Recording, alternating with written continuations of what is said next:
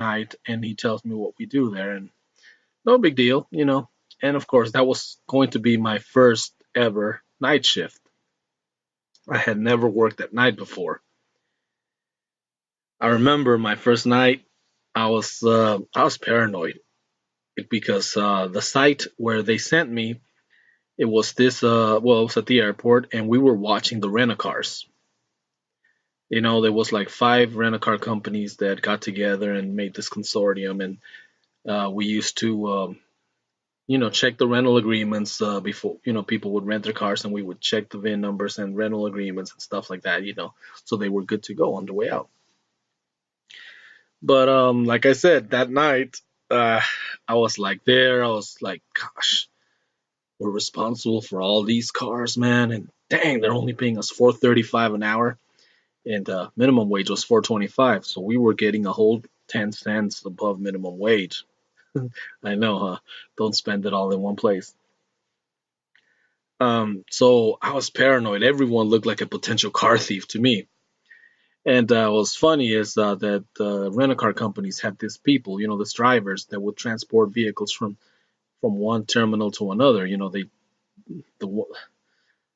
the people would bring in the cars. They would take them to through the car wash, and then they would take them to the different terminals, so that they were always well stocked. And when people would arrive in planes, they would get their vehicles. So it's just funny because like a lot of the guys that work for the rent a car company, they look shady as fuck. I mean, they all look like car thieves. So my first night, I was like just looking around and trying to get familiar with that.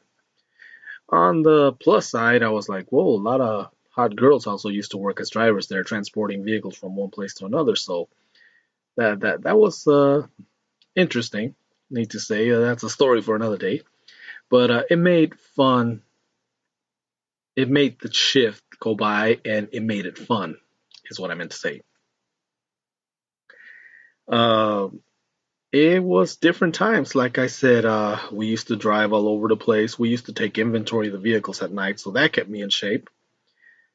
Um, the thing is, it was the summertime, and even though I was working at night, I mean, it was still hot as hell, and then the heat would radiate from the concrete right there in, the parking garages. It was horrible. I felt sorry for the daytime people. That's when I realized that, hey, here in the valley, graveyard's the way to go. I mean, it's too hot to be out there during the day.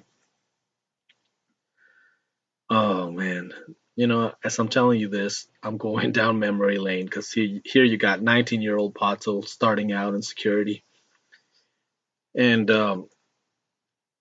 it wasn't even 6 months before I moved up to relief supervisor.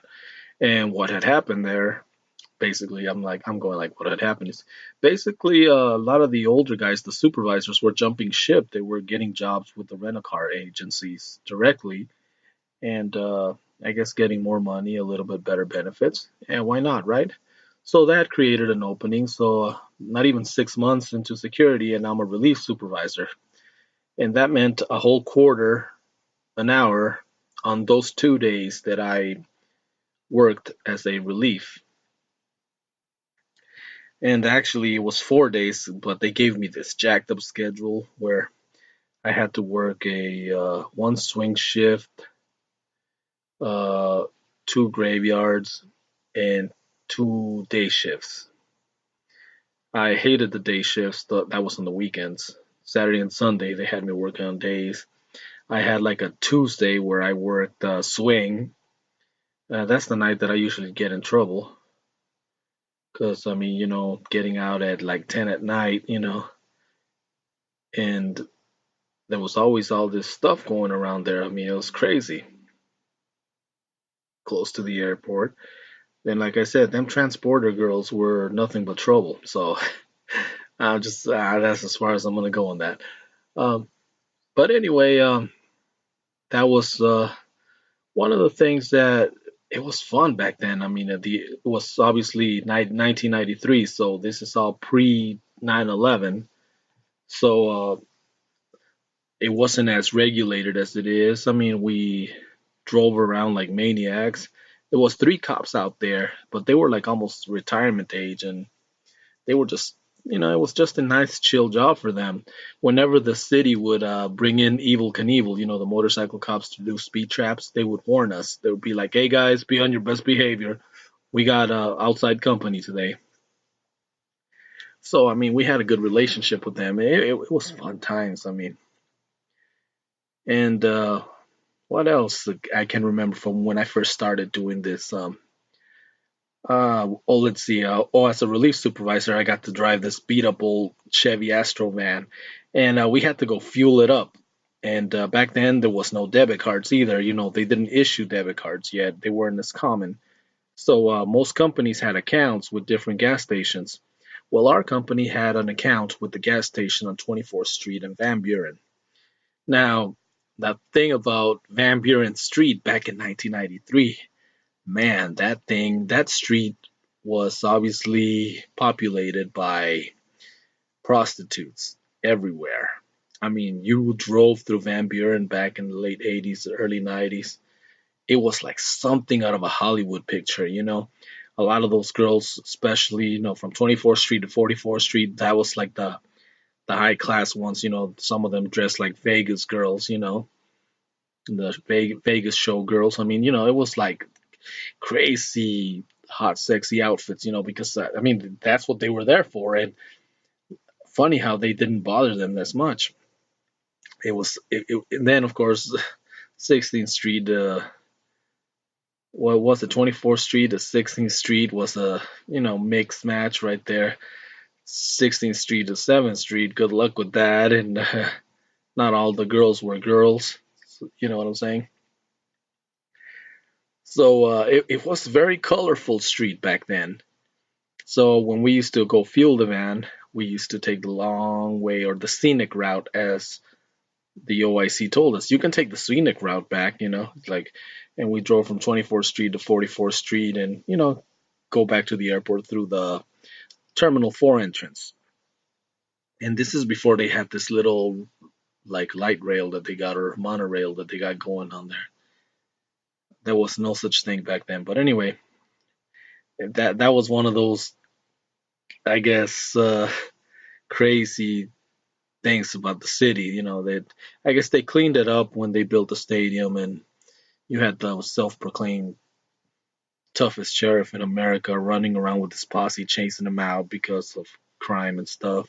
Although I personally think maybe developers were paying him, to clean it up, but that's just my conspiracy theory there, my humble, useless opinion. Anyway, without sidetracking, anyway, what was funny too is that apparently Phoenix was known for that all over the country, because you had some people come in, dudes would like get the rent a car, and they would ask, "Hey, which way is Van Buren?" And we were like, "Oh, fucking perverts!" I half of the time we wanted to give them the wrong directions, but we were told to be courteous, to be customer service oriented, and tell them the right things. We wanted to be like, "Oh, take the 143, take the 143 south," and send them in the opposite direction. But now we told them how to get there. Take 44th Street, go north. Anyway, those were the times back then. Times were different. I mean, so different. There was no TSA inside the airports. I mean, that was another security guard company that was doing that. And a lot of those guys used to work there like swing shift. And 10 o'clock, they would get off shift, go switch, change uniforms in the bathroom, and then come out here and work with us. Even though they said it was conflict of interest. But I mean, wages have always been low. I mean, that's why a lot of us have always worked two jobs here in this valley, in the city here in Arizona, because I mean, wages are low. We always find the need to work two jobs. Well, that was my first post there at the airport. That was a lot of fun. I stayed there for a while. I said I would only work security for a few weeks, but I ended up staying longer. And a lot longer. I mean, eventually I moved into in-house security with different companies, and continued to work for contract security because I mean, like I said, I'm a hardworking mofo and I need to work. And then a year ago, we became podcasters, so add that to the list, right? And we started with Cursory Overload and Pato's Powerhouse. I am very thankful for all of you that are listening. By the way, thank you for tuning in. I just wanted to share my how I got started. How my journey into this field got started. And we've been podcasting for over a year. Pato's Powerhouse, you can catch me there. That's normally where I talk about all kinds of other goofy stuff, or sometimes I rant about whatever I feel like ranting. But this program here is dedicated for security people, for all of us who work in the field, because like I said, I want you to know that we understand you. All you people working out there listening to this right now, I don't know, could be a graveyard shift, could be a day shift. We know your frustrations, and you're probably going to hear stories that resembled your situations there. You're going to be like, oh my gosh, it's almost like what goes on around here as we pro we move on, and continue with more episodes. This first episode is, like I said, introduction. Uh, I'm one of your hosts, and I wanted to let you know and tell you I've been doing this since 1993, so I've been doing this for almost 26 years now, 25 and a half years as we speak. So I know a thing or two. I have a few stories. I've witnessed a few things, and quite honestly, like I said, I've a lot of people get that like, oh man, security, they look down on it. I developed a sense of pride for this. Hey, we are what can I say? Yeah, we are goofy. Yeah, we do all kinds of goofy shit because that's what we do. We have fun at work. But at the same time, like I said, just like you got your bad ones, you got your good ones. People that goof around when it's time to goof around, but when it's time to be serious, they get down and do what they got to do, and they make big differences. They make a difference out there in the community. And like I said, there's a lot of things that go unsaid, that go unmentioned because nobody really cares. They just see the tip of the iceberg. They don't know that uh, that story that makes in the news where police were able to rescue this, blah blah blah. Blah. They don't know that it started with security noticing something, making a phone call, and then things moved along. A lot of the times, I mean, yeah, there's some of the in-house places. I mean, we go full hands. I mean, and we've had to deal with some situations, and those are stories for other times. But what I'm saying is, you who work in this field, uh, give yourself a big pat on the back, be proud of yourself, and know that we're proud of you. I'm proud of you. Like I said, so big ups to all of you. Keep doing like Kevin Smith says when he's talking about writers and comic book stuff. They're keep doing the Lord's work. So keep doing a good job. Be safe, and remember, we want to go home at the end of the shift. So be careful out there. Thank you for all your service. And all you people that aren't security guards but are just listening to hear the kind of stories we got to say, hey, stay tuned. This is going to get interesting and awesome. So thank you for listening. And if you we got a family of podcast shows here at PDGP. So Cursory Overload, Pato's Powerhouse, and now Tales from the Guard Shack. And this is a small story of how Pato got started on the security field 20 something years ago, over a quarter of a century. Gosh, that sounds like a long time. Well, be safe. See ya. You're listening to Tales from the Guard Shack.